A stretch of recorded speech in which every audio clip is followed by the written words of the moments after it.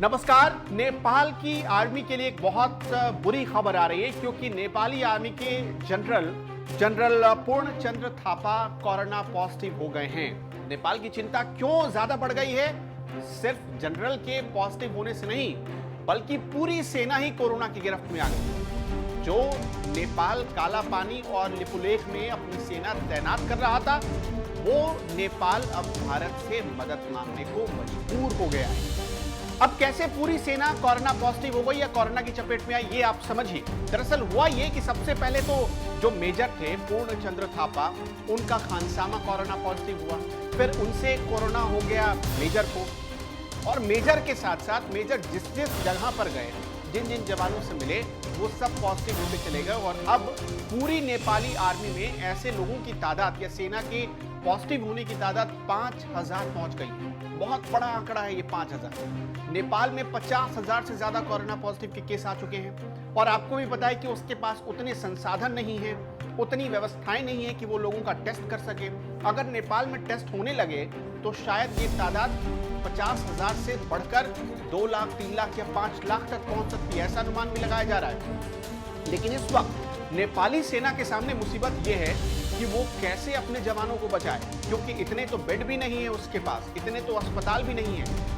जो मेजर पूर्णचंद्र थापा है, उन्होंने खुद को आइसोलेट कर लिया है, सेल्फ आइसोलेट कर लिया है। और इसके बाद क्या है कि जितने जवान पॉजिटिव हुए हैं, क्योंकि सबको अस्पताल में भर्ती किया नहीं जा सकता, इसलिए सबको कहा गया है कि आप खुद आइसोलेट हो जाइए, यानी सेल्फ आइसोलेशन का इंतजाम करिए।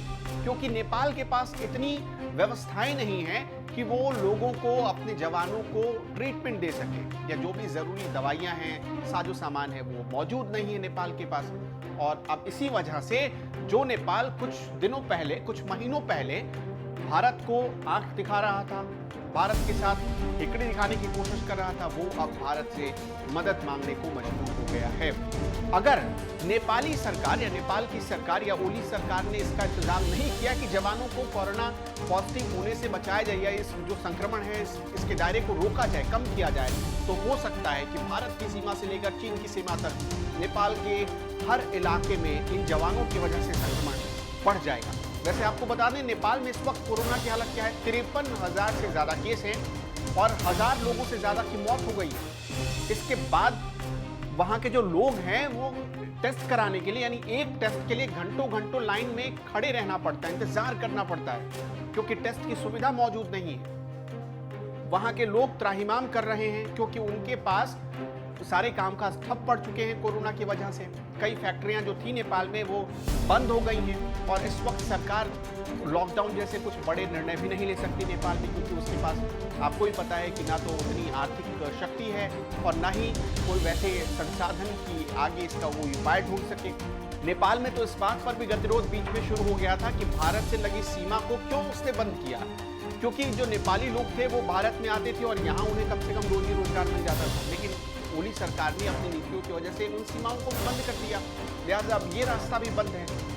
मुश्किल है इस वक्त ओली सरकार के लिए कि वो खुद अपने घर में कुछ ऐसा मैकेनिज्म तैयार करे जो इन हालातों को उबारने में उसकी मदद करे।